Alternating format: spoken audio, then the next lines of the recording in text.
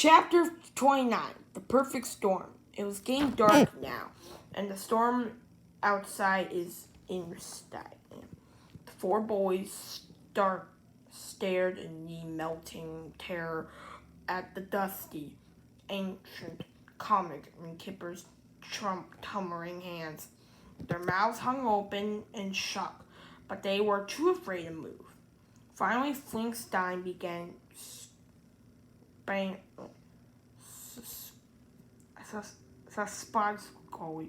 scratching his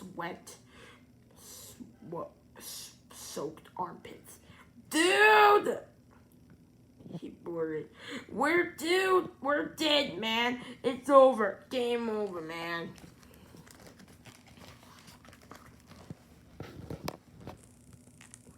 Bug began to cry. My armpits are burning, man! He sobbed. I think I got the cars! Me too! Luigi squeaked as tears poured down his face. Kipper looked at the quivering eyes of his three terrifying friends. His armpits were burning as well, but he was too frightened to admit it. Suddenly, a deafening blast of thunder shocked the building. The light bulb in the school flickered twice, and the boys held each other and sobbed uncontrollably. Inside restroom, George and Harold could hear their arch enemies shrieking out as hard as they could to keep from laughing. They both knew if they started, they'd never be able to stop. Harold picked up his walkie-talkie and pressed the transmit button. The toy walkie-talkie on the top of the lockers clicked with crackle static.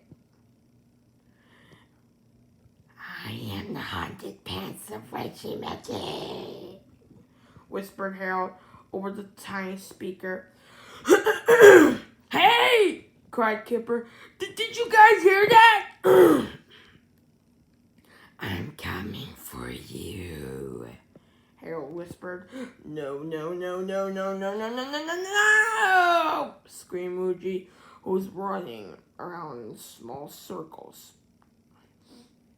punching his hand with his fists for some strange reason. Lightning exploded again, and the hallways rumbled with thunder. The four boys had now become completely unhinged. Bug dropped to the floor and curled up into a shivering ball, crying out for his mother to come and save him. Leave us alone! Leave us alone! Kipper screamed, swinging his fists in the air. We're sorry! Mr. Crump was in the middle of the teacher's meeting, all the way to the other end of the building, when he heard the screaming. It sounds like Kipper's freaking out again, he growled, slamming his fist on the table. And I'm going to get to the bottom of it. He got up to the meeting and stomped out to the room. Kipper and his friends heard the pounding sounds of the stomping fiend coming from the other side of the school building. Boom, boom, boom, boom, boom, boom, boom, boom, boom, boom. The stomping got louder and louder, closer and closer. Let's hide in the bathroom! Screamed Luigi through his tears. Immediately, the four frightened friends scrambled for the bathroom door. Inside the bathroom, George and Harold were still getting ready for their final prank. Harold steadied at the wooden stilts, while George pulled pulled the tall pair of pants up over his head. The two kindergartners didn't know they were about to ambushed.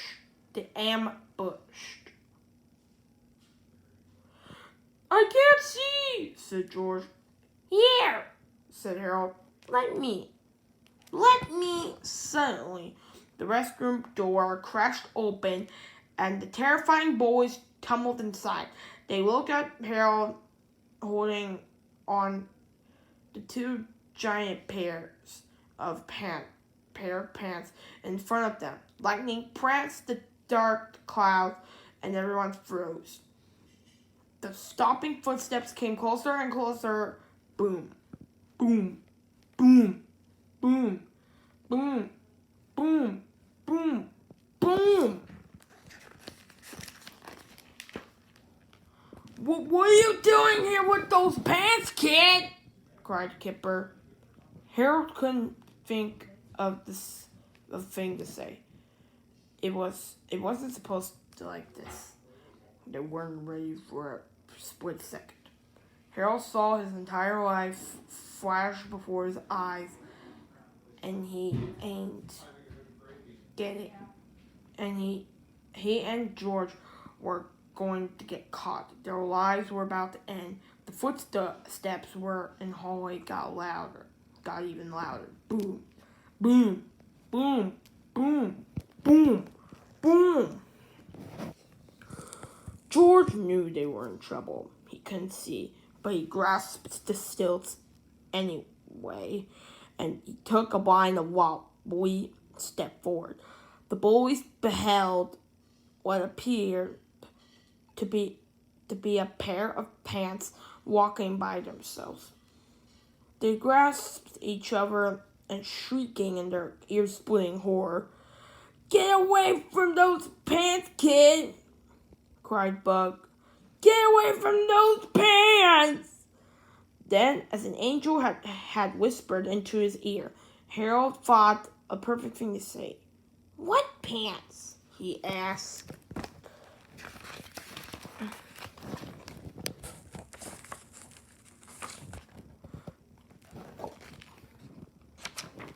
Boom! Suddenly they seemed to stand still. Boom! The four boys stepped back in horror. Boom! Their eyes grew impossibly wide. Boom! Their mouths. Oh! They opened their mouths to scream. Boom! But not of the sound came out. Boom! George took another step toward the boys. Boom! As they clawed at the wall behind them. Boom! Then the lightning flashed again. Everything went dark. The terrible storm had knocked a power line nearby, and the school was now completely black. Kipper and his crew stumbled over each other, separately, trying to make their way from the restroom door. Mr. Crump was to be their next obstacle. He had finally reached the lockers when the lights went out. His elephantine footsteps had stopped cold, and he stood in the darkness, breathing heavily and sweating immeasurably.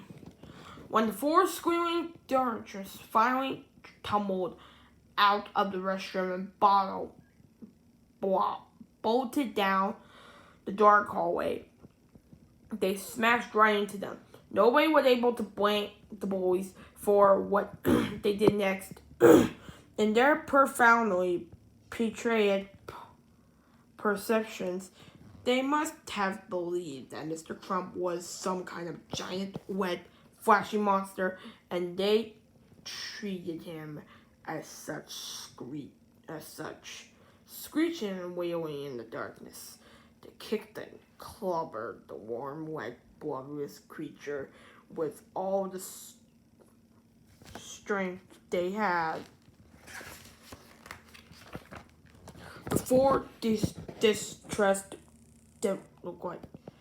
delinquents, then tumbled down the stairs, shoved the way back through the back door out of school. As they ran across the football field toward their homes, something about for Kipper and his friends changed forever. They would never again. But the same dissembled bullies they were.